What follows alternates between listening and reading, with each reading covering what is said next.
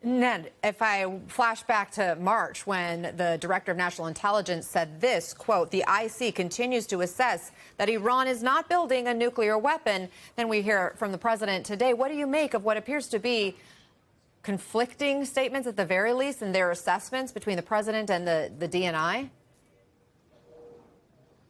Well, I don't know that we should give the personal assessment of the president of the United States much credibility here compared to what the intelligence community has said for nearly 20 years now. This is not an assessment that Tulsi Gabbard first put out in March. This is an assessment that the IC has made, the intelligence community has maintained since 2007, judging that in the year 2003, Iran had an active nuclear weapons program. That is to say, it was seeking to actually build a nuclear weapon, but ceased those activities in 2003.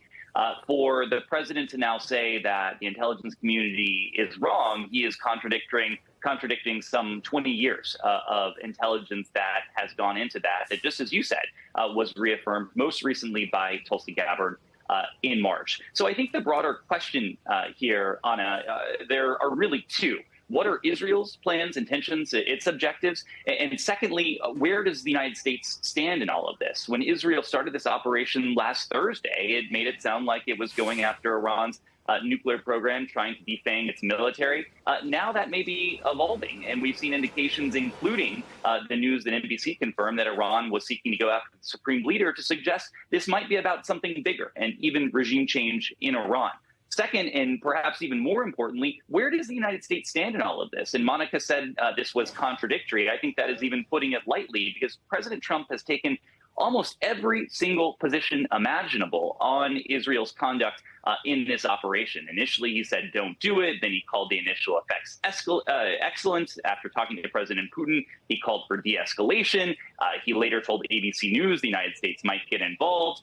Last night, he ordered everyone in Tehran to evacuate. But then later he signed on to a G7 statement that called for de-escalation. So we don't know where the United States stands in this, and that's a big problem, Anna. Yeah, there were a lot of back and forths and whiplash along the way in the past few days. Courtney, the Pentagon, we now know, is moving more assets to the Middle East. The president says Iran won't touch U.S. troops. Bring us the latest on U.S. involvement militarily at this point. Yeah, and at the Pentagon, that's really the biggest concern, is that somehow the U.S. gets pulled into it, or we see U.S. military or personnel in the region who are injured or even worse as this back and forth continues between Iran and Israel. Now, the U.S., as you mentioned, is moving another carrier strike group into the region. The USS Nimitz was in Asia. I mean, it's very important to point out, they were supposed to have a port call in Vietnam, which is pretty rare and difficult to arrange, and it was canceled at the last minute so that they could move them forward to the Middle East, where they ultimately were going to be going anyway. They'd be going in to eventually swap out the USS Carl Vinson. You see it on the screen there, but now instead there's going to be an overlap of about a month or so of the two of them there in the region. Keep in mind that the last several carrier deployments to the region have basically all been extended, in some cases for months, because of ongoing tensions in the region. The Vinson is already there. As I said, there are associated ships with it, and the U.S. also has some destroyers, ballistic missile-capable destroyers in the Mediterranean. They're moving more into the region. Anna, what our viewers should take from all of these moves is this provides more U.S. military capability for defensive posture. So if, in fact, Iran is launching off a barrage of missiles or drones or whatever it is towards Israel, the U.S. can help with that defense.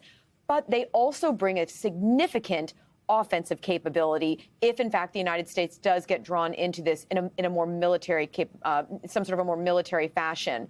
Beyond that, though, aircraft carriers are often used for a show of presence, a show of strength, a show of force, and they do have that capability to provide that. We also have heard about additional tankers. Those are aerial refueling aircraft that are moved into the region. Some of them are for an exercise, but some of them are also to be there should, in fact, this get to a point where the U.S. military gets more directly involved, Anna.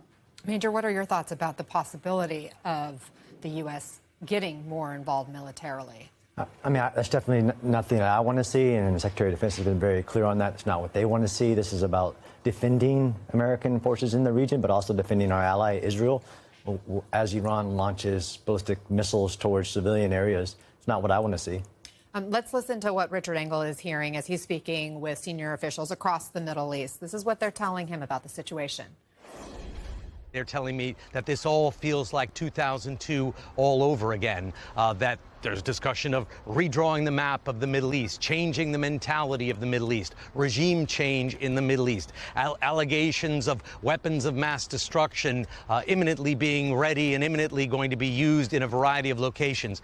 And not here necessarily in Israel, but across the Arab world, I'm hearing this on a daily basis. People are worried, are we back in 2002? Are we back in 2003 all over again?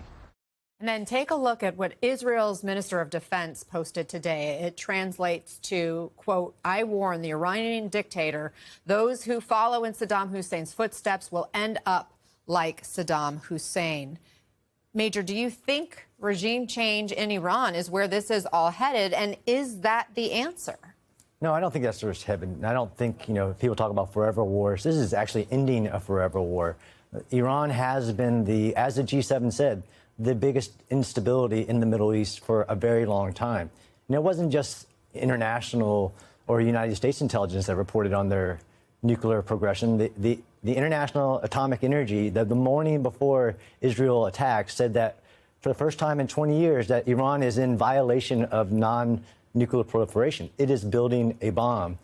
This is ending that program, and it is important to keep the objectives very limited. So I haven't heard anybody say the objective is regime change. If that's a byproduct that the 90 million Iranians that are under this terror of the regime are free, that's a byproduct. But it is important for this war to keep the objectives limited. This is about rolling back that Iranian nuclear weapons program that is and was close to breakout, as they call it.